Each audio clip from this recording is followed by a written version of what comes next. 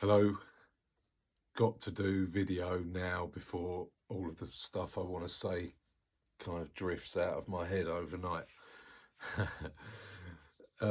It's about Traitors um, on BBC One, and yeah, I just find it really fascinating. I was thinking earlier today why I was kind of so interested in it last year when I was kind of finishing off my long sentence, because on the face of it, programs like that aren't something that I would normally stick with. But the thing about Traitors is I've studied and I've done some social science in the past, and yeah, it's a really interesting kind of uh, human experiment in its way. And yeah, I like a lot of things about it because it makes me think. And so it's interesting tonight that Sonia was was voted out because she has a social science degree, and the chances are that probably none of the other contestants would have thought much about this, but somebody with a social science degree will be pretty strong at working out group dynamics, personalities, social interaction, and all of that stuff. Uh, I think that wasn't anything to do with why she was voted out. It was something really benign, I think, and somebody, one of the other contestants, said it afterwards that they said the words herd mentality, and that is exactly it. You, I read a report a few years ago that said that it only takes 3% of any population of people to group together and believe something, and most times that will then just create a wave that washes across a huge amount of everyone else. 3%. So it's an interesting thing. Um, yeah, it also reminds me quite a lot of prison in that,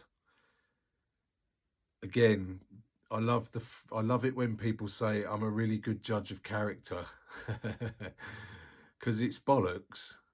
Human minds are, they're animal minds, and they are very astute and adept when it comes to trickery. That's a fact. There are obviously plenty of exceptions to that comment, but uh, yeah, I look at Traitors and I think about being in prison and the people you interact with, some of them very rarely, some of them every day. Um, and I always just erred on the side of caution with everybody, really, except for one or two who, for kind of let's say unusual reasons, I never felt like I couldn't count on them or trust them 100%. But again, that's me falling into the exact kind of traps that people on Traitors are falling into and will fall into. You never really know anybody except yourself, and even knowing yourself is really quite difficult. I've probably only started to really understand what goes on in here and what makes me tick in the last 2 or 3 years, probably. But yeah, it's a fascinating thing, and also I kind of am personally rooting for the young lady who has ulcerative colitis, the same as me. I'm well aware I'm aware all the time that I can end up with a stoma just like she did, and she was very young for that. My kind of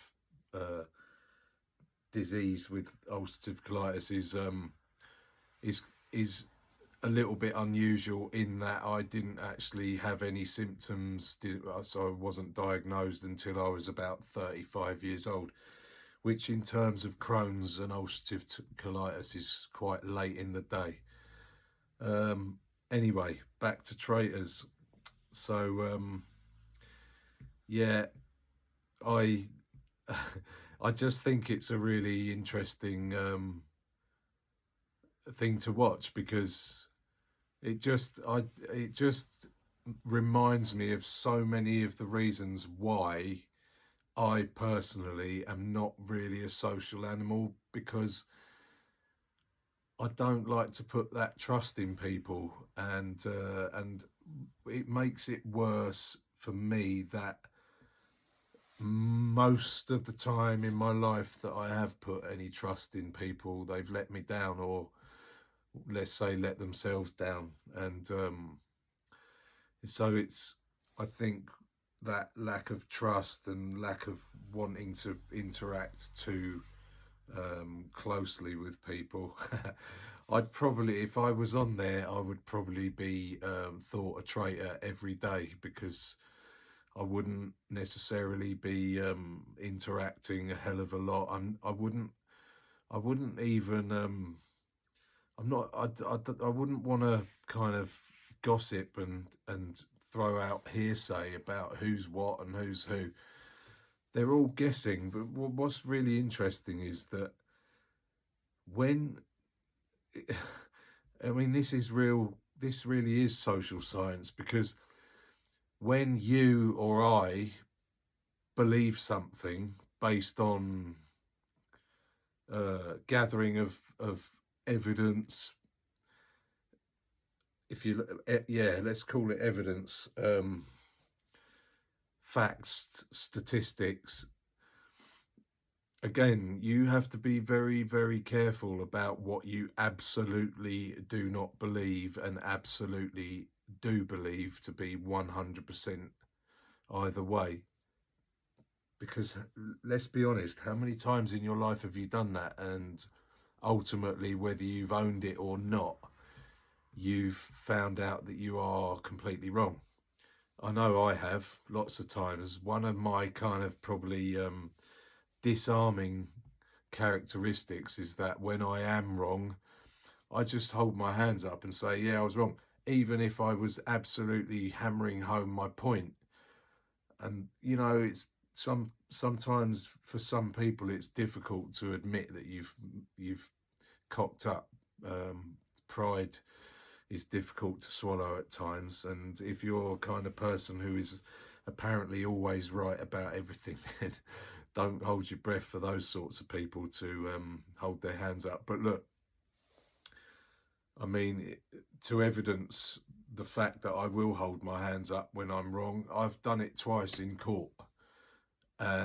Some might look at the evidence against me both times and say, well, you had no choice. But of course I had a choice. I just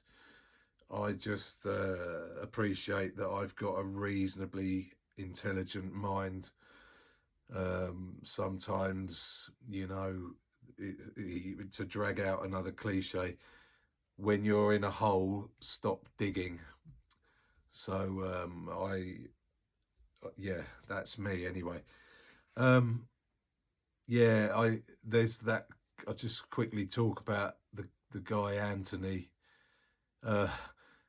He reminds me of personalities that I've come across over my years as well, and yeah, just difficult. He's somebody that I just wouldn't give the time of day to, really. If you're going to come with a shitty attitude and a kind of superiority complex, then you're not my cup of tea at all. Anyway, look, I could have said a lot more about this because it's great, and I'm going to keep commenting on it because it's a very interesting kind of social science experiment, I guess.